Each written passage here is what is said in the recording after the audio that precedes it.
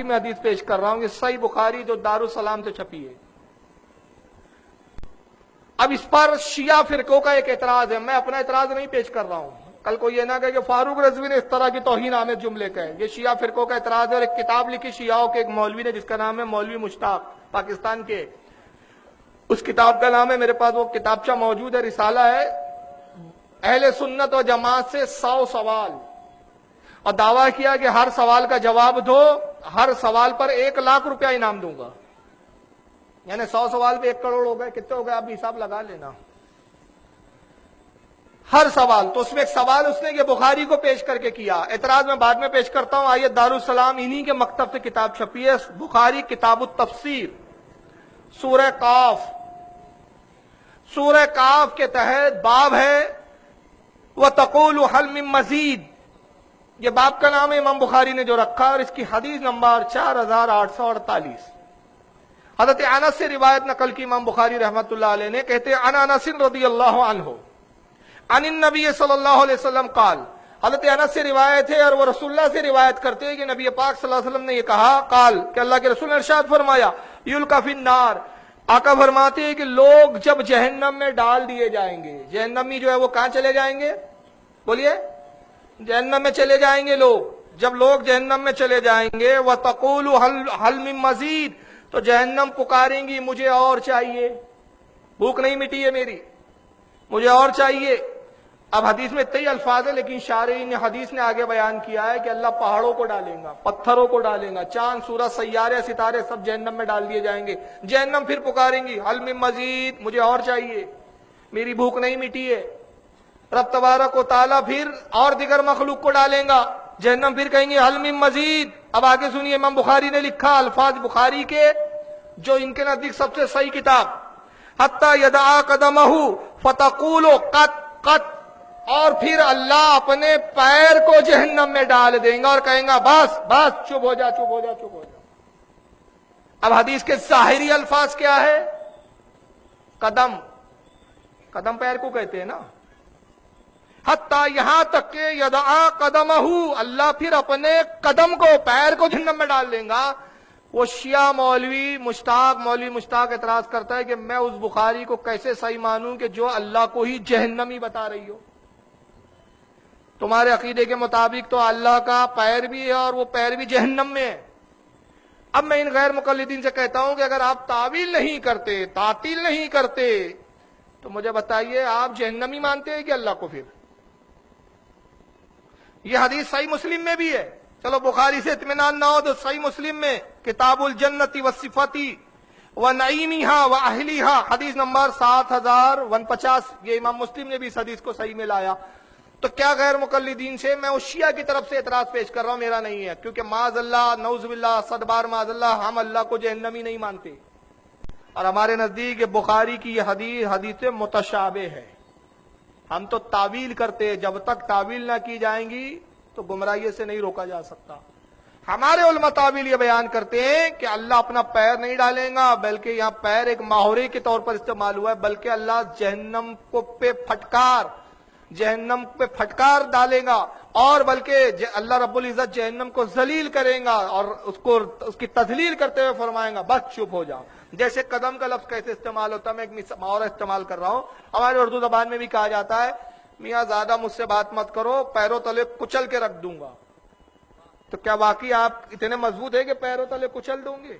بعض وقت ہم کہتے چل چل اپنی اوقات میں رہے، تو میرے پیر کے برابر نہیں. تو کیا آپ کا سائز میرے پیر کے برابر نہیں ہے؟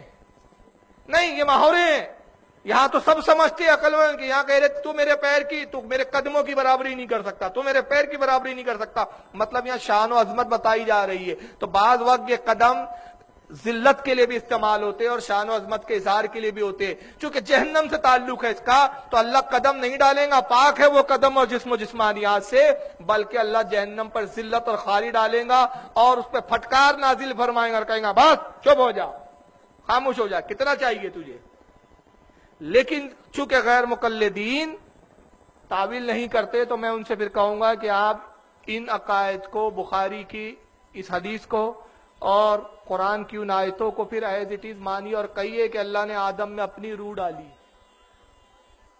پھر آپ مانیے کہ رب تبارک و تعالیٰ کی رب کو مدد کی ضرورت ہے.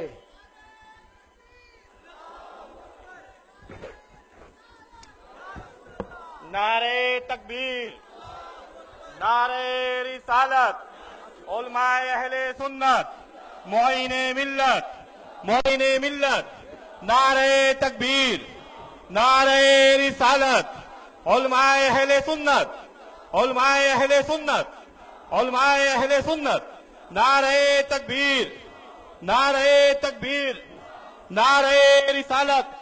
یہ ہم سب کے لیے بڑی ہی خوش نصیبی کی بات ہے کہ معین ملت آج ہمارے اور آپ کے درمیان حاضر ہیں، جلوہ گر ہیں اور جلوہ بار ہیں.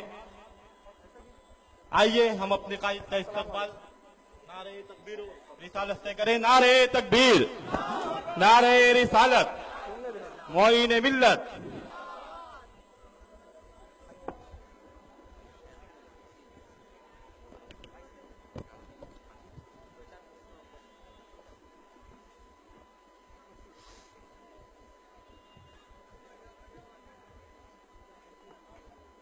ماشاء اللہ، سبحان اللہ، سبحان اللہ. سرکار معین ملت شہزاد رسول، خاندان رسول کے مہکتے چہکتے خوشبودار پھول حضرت علامہ مولانا سید معین الدین اشرف صاحب قبلہ دامت برکاتہم القدسیہ، شہزادہ شہید راہ مدینہ، حضرت کی تشریف آوری ہوئی. اور بلا مبالغہ میں حقیقت پر مبنی یہ بات عرض کر رہا ہوں کہ حضرت کے چہرے کو جب بھی میں دیکھتا ہوں دل سے دعا نکلتی اور بہت خوشی ہوتی ہے. ناگپور میں بھی میں حضرت کا اکثر ذکر کرتا ہوں، اور باخدا اب حال یہ ہے، میں ناگپور کی بات بتاؤں کہ ہمارے یہاں کی عوام حضرت کو بلانے کے لیے بے چین ہے. اب ایسی تیاری اور کوشش میں ہم لوگ انشاءاللہ آپ لوگ دعا فرمائیں کہ ایک بہت بڑی کانفرنس ہو جس میں حضرت کو بالکل مہمان خصوصی کے طور پر ہم مدعو کر پائے. اس لیے کہ حضرت کی ذات یہ ہے، میں بلا مبالغہ عرض کر رہا ہوں، یہ نہیں کہ حضرت بیٹھے ہیں اس لیے کہہ رہا ہوں، بہت سارے لوگ یہاں گواہ ہے کہ میں حضرت کے پیچھے بھی یہ بات کہتا ہوں. اس وقت اہل سنت میں حضرت کی ذات ایسی ہے بلا مبالغہ کہ ہم کام کرنے والوں کے لیے ایک جذبہ ملتا ہے، ہمیں ایک انرجی ملتی ہے، ایک پاور ملتا ہے. جس انداز میں آج حضرت ایک کام کر رہے ہیں اس وقت اہل سنت میں قابل تعریف بھی، اور ہمارے لیے یہ بالکل مضبوط راہوں کو مضبوط کرنے والا کام ہے. اللہ کی بارگاہ میں دل کی گہرائیوں کے ساتھ دعا گو آپ سب آمین کہے کہ پروردگار حضرت کی عمر میں بہت برکت عطا فرمائے، عمر خضر عطا فرمائے، اور حضرت کے فیوز و برکات سے مجھے اور آپ سب کو یوں ہی مالا مال فرماتا رہے. تو میں عرض کر رہا تھا کہ اگر آپ تعویل سے کام نہیں لیں گے تو پھر کیا ان عقائد کو بھی بے عین ہی آپ اس طرح قبول کریں گے؟ اب بتائیے، اگر کوئی کہے کہ ہم تعویل نہیں کریں گے، ذرا تصور کریں، اگر مولانا معراج ربانی کی بولی میں کوئی کہے کہ بھائی نہیں، ہم حدیث ہو یا قرآن ہو جیسا جو لفظ آیا ویسا ہی مانیں گے، ہم تعویل نہیں کریں گے، تو کل کیا اہل تشیع حضرات کو ہم یہ جواب دے پائیں گے؟ وہ کہیں گے کہ ہم اس مذہب کو کیوں مانیں جس کی بخاری یہ کہتی ہو کہ اللہ کا پیر جہنم میں ہے، معاذ اللہ، استغفر اللہ. تو آپ کو کہنا پڑے گا کہ نہیں جناب، یہاں پیر سے مراد اللہ کا قدم اور پیر نہیں ہے، یہاں تعویل بیان کی جائیں گی، علماء شارعین حدیث کی شرحیں دیکھی جائیں گی کہ کیا انہوں نے اس کا مفہوم بیان کیا، وہ دیکھا جائیں گا. یہی وجہ ہے کہ ہمارے علماء اہل سنت نے واضح طور پر فرمایا کہ اللہ تعالیٰ جسم سے پاک ہے. چنانچہ آئیے، میں عقائد کی بڑی مشہور کتاب جو اکثر مناظروں میں پیش کی جاتی ہے، شرح العقائد، جس کے لکھنے والے حضرت امام سعد الدین تفتزانی رحمت اللہ تعالیٰ علیہ ہیں. ان کی شرح العقائد ہے، صفحہ نمبر اس کا 58 ہے.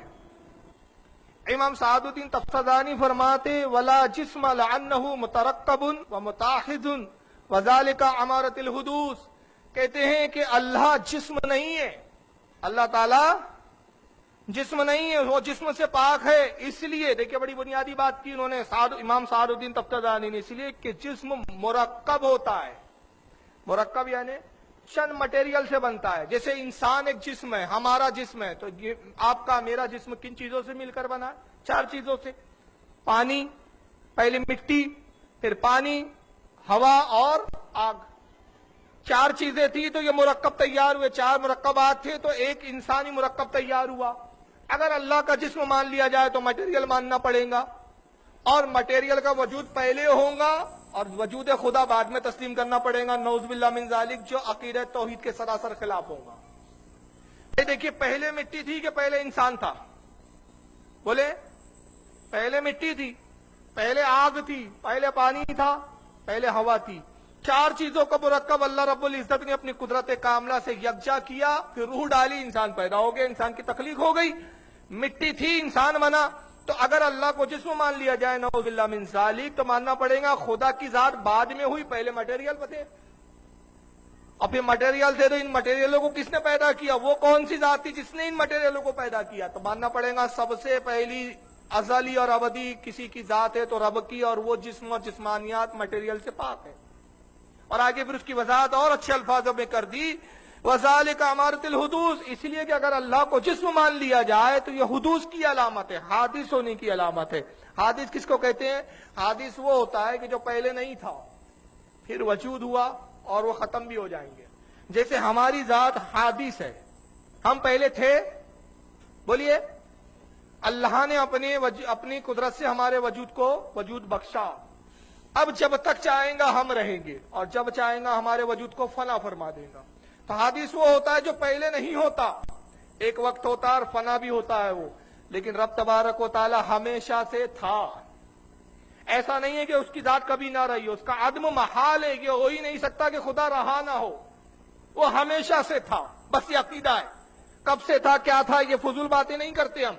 जितना बता दिया उस पर हमारा ईमान है कि वो हमेशा से था, हमेशा है, हमेशा रहेगा। उसकी जात को फना नहीं, लेकिन जिस्म को फना है। जिस्म पैदा होता है और फना होता है, इसीलिए मानना पड़ेगा कि रब तबारक व तआला जिस्म से पाक है। हजरत इमाम रब्बानी शेख अहमद सरहंदी रहमतुल्लाह ताला अलैह, जिनको दुनिया मुजद्दिद अल-सानी के नाम से याद करती है, अपने जमाने के अजीम मुजद्दिद है। उनकी बड़ी मशहूर मकतूबात कई जिल्दों में है, जिसकी जिल्द नंबर 3 सफ़ा 63 है। इमाम रब्बानी फरमाते, ऊ ताला अस-सिफात व लवाजिम व जवाहिर व अजसाम व इराज मुनज़्ज़अत, कहते अल्लाह ताला सिफात लवाजिम, जौहर, अजसाम और इराज होने से पाक है। यानी वो जौहर नहीं है, वो जिस्म नहीं है, जिस्म से पाक, जौहर होने से पाक। जौहर उस बुनियादी मटेरियल को कहते हैं जिससे दूसरे मटेरियल को वजूद मिलता है। जैसे पानी का कतरा है, या जैसे नुत्फा, नुत्फा एक जौहर है, उससे इंसान की तख्लीक हुई। अल्लाह जौहर नहीं है, अजसाम नहीं है, जिस्म नहीं है, एराज से पाक है। एराज मतलब लंबा चौड़ा, ऊंचा लंबा, ये इंसान के वजूद होता है। मखलूक में ये होता है कि ये ऊंचा है, ये लंबा है, ये चौड़ा है, ये चपटा है, ये ऊंचा है। लेकिन रब तबारक व तआला इन तमाम चीजों से पाक है। तो बहरहाल अइम्मा का अकीदा यह है कि अल्लाह ताला जिस्म से पाक है। लेकिन दूसरे फिरके के लोग बनाम अहले हदीस, नाम निहाद अहले हदीस, अल्लाह के जिस्म को मानते हैं। और सिर्फ जिस्म को मानते ही नहीं, बल्कि ये भी माज़अल्लाह अकीदा रखते हैं कि अल्लाह ताला की शक्ल सूरत है, और वो जब चाहता अपनी सूरत बदल भी देता है, एक सूरत पर कायम नहीं रहता। अंदाजा लगाइए कि कितना बड़ा शिर्क इनके यहाँ खुद पनप रहा है, और ये पूरी दुनिया को मुशरिक कहने में लगे हुए।